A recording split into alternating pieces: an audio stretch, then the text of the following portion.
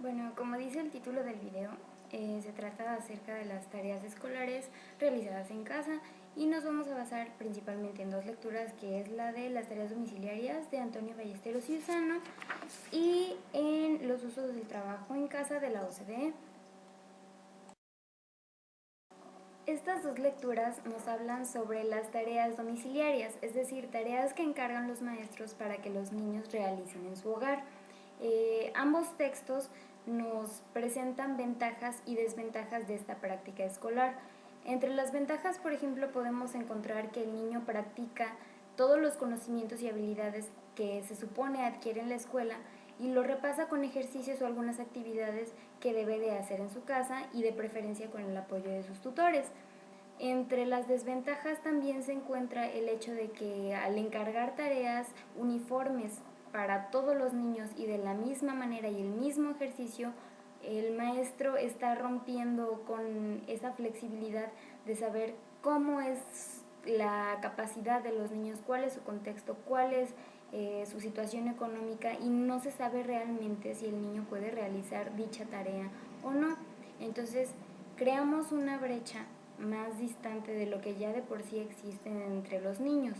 En el aula contamos con una diversidad enorme de capacidades y necesidades, y más si es de un contexto semiurbano, porque no sabemos si el niño tiene la capacidad o no para cumplir con la tarea que nosotros le estamos pidiendo, ya sea desde traer un simple material hasta responder un ejercicio de libro. En el caso de que los niños tengan un buen sistema, nivel socioeconómico, pues el niño puede traer la tarea, pero no sabemos si otro niño tiene que trabajar o no tiene dinero o tiene que cuidar hermanitos y pueda realmente darle tiempo a la tarea o comprar un material que nosotros le pidamos. Estas dos lecturas principalmente nos dice eso, ¿no? Que el maestro encarga tarea como una rutina, como un ejercicio ya establecido porque necesita cumplir con ciertos contenidos y utiliza la tarea para hacerlo. En la escuela generalmente el tiempo que tenemos para cumplir con todos los contenidos que se nos marcan en planes y programas pues es muy corto. Entonces pues el maestro tiene que cumplir con todo eso y su método de rescate es la tarea. Entonces se ha convertido en esta práctica rutinaria y obligada que los niños empiezan a detestar y a refutar cada vez que decimos tarea. Lo que nos dicen estos autores es que debemos de encontrar un equilibrio, que si bien el maestro tiene que encargar tarea, debe de ser de una forma en la que él conozca las necesidades y las capacidades de sus alumnos, y que no puede encargar tarea uniformemente a todos sus alumnos y que todos la hagan de la misma manera y la traigan un día preciso. Debemos de ser flexibles y debemos de conocer su situación y sus capacidades para que realmente la tarea que encarguemos se pueda hacer, sea provechosa y logre el propósito que nosotros tenemos. Bueno, en mi opinión, el equilibrio que nos mencionan estos autores es muy bueno, porque debemos de encontrar ese punto en el que el maestro debe de trabajar todo lo que pueda en el aula y desarrollar todas esas habilidades y conocimientos en los niños en el espacio que está destinado para esto, es decir, en la escuela. Pero también debemos de admitir que el tiempo que tenemos y los imprevistos que se presentan nos quitan mucho tiempo de la práctica escolar. Entonces, compensar un poco con las tareas para la casa, pues es un método en el que podemos ir avanzando poco a poco. Tampoco debemos dejar el ejercicio para completar el contenido que no pudimos hacer por falta de tiempo por los imprevistos de la escuela, pero sí encargar ejercicios o actividades en las que el niño pueda repasar si es que lo necesita, o para los que se están quedando un poco más atrás se vayan poniendo al corriente y al nivel el resto de sus compañeros.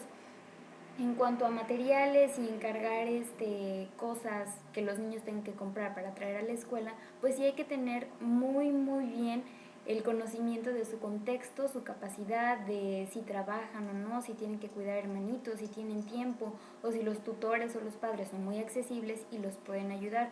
Debemos de encontrar ese equilibrio entre la tarea, el trabajo de la escuela, el conocimiento de su medio, el conocimiento de su contexto, y hacer una práctica escolar que sea buena, que sea fructífera, que sea algo que realmente vaya a ayudar al niño y no precisamente al maestro a cumplir con su labor. Tiene que ser algo provechoso para el niño. Y si se logra con las tareas escolares, pues qué mejor.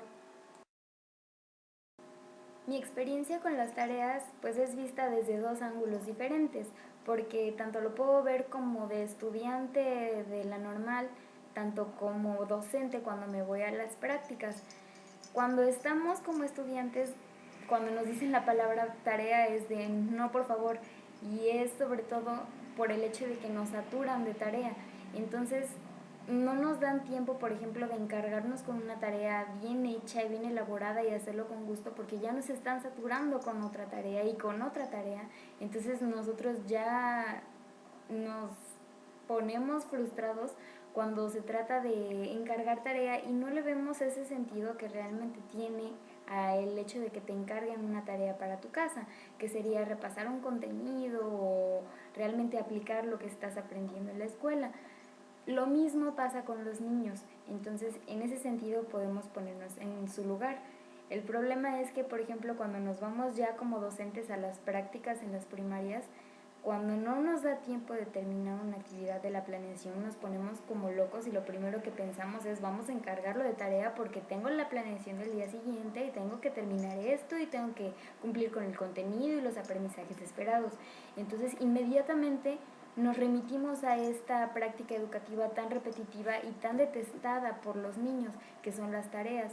Lo que tenemos que hacer es tomar esta experiencia que tenemos como alumnos y ponernos realmente en el lugar de los niños y saber que las tareas no les van a ayudar si no es algo que los vaya realmente a ayudar a repasar esos conocimientos que tuvieron que verse en el aula, que tuvieron que adquirir durante el tiempo de la escuela y que nosotros debimos estar ahí para proporcionarles ayuda.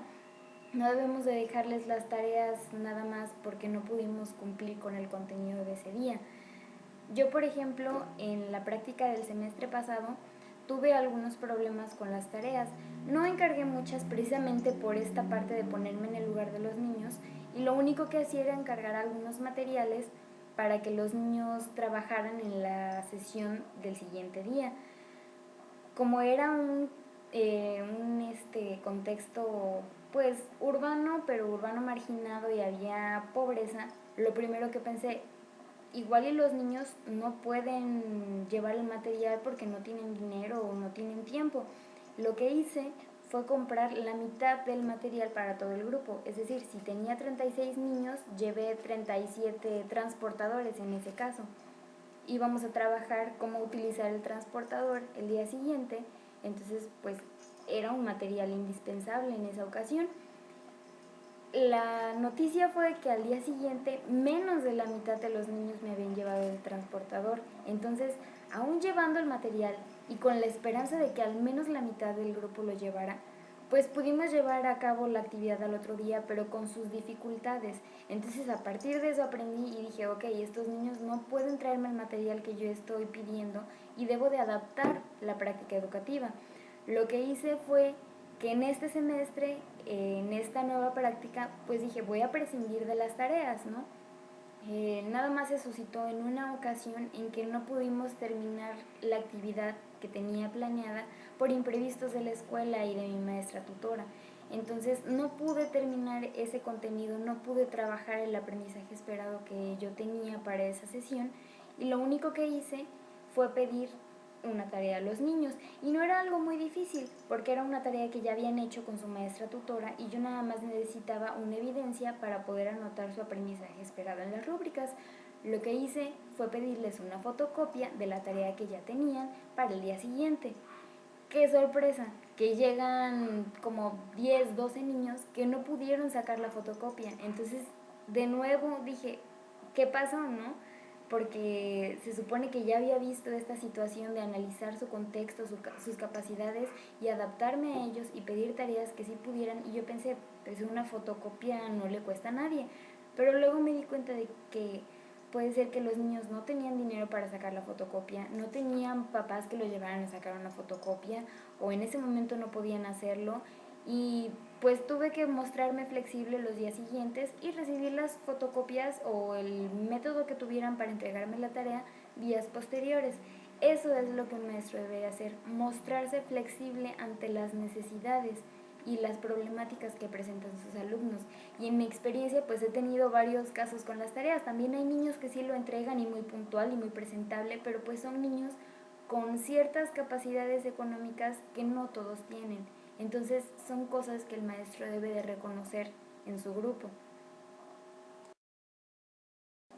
En conclusión, como docentes en formación debemos de aprender a tener este equilibrio que mencionábamos antes, entre el encargar tarea como una práctica repetitiva y como un recurso para sacarnos de apuro y una tarea que realmente va a ayudar al niño a ponerse al nivel de sus compañeros o que lo va a ayudar a repasar los contenidos que se vieron en el aula. Ballesteros, por ejemplo, nos menciona que debe de encargarse tareas solo si el maestro conoce su contexto, si conoce las capacidades, las habilidades, los conocimientos de los niños y si ve esas diferencias entre los niños que necesitan una tarea y aquellos que no. Y que, por ejemplo, en lugar de tarea podemos ayudarlos con ejercicios o proporcionarles materiales, un tiempo extra a las clases, ya sea en la biblioteca o incluso alguna visita a su domicilio en el que podamos darle una tutoría para que el niño se ponga al corriente y no precisamente encargar esta tarea nada más como una práctica rutinaria. Debemos también de analizar nosotros como docentes lo que se siente tener tarea y que el niño no pueda tener tiempo libre para jugar o para distraerse. Nosotros mismos quisiéramos no tener tarea y tener tiempo para hacer otras cosas. Imagínense siendo niño, cómo es que no quieres ese espacio para jugar y para divertirte en lugar de tener que estar haciendo tareas aburridas que el maestro te encarga todos los días.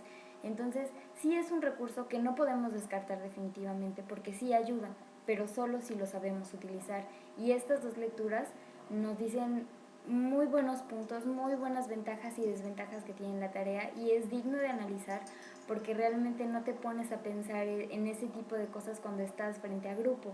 Pero una vez que analizas estos puntos te das cuenta de lo mucho o de lo poco que puedes hacer y realmente pues considerar la tarea como un recurso y no como un abuso de recurso, pues es realmente lo que debemos de hacer como docentes.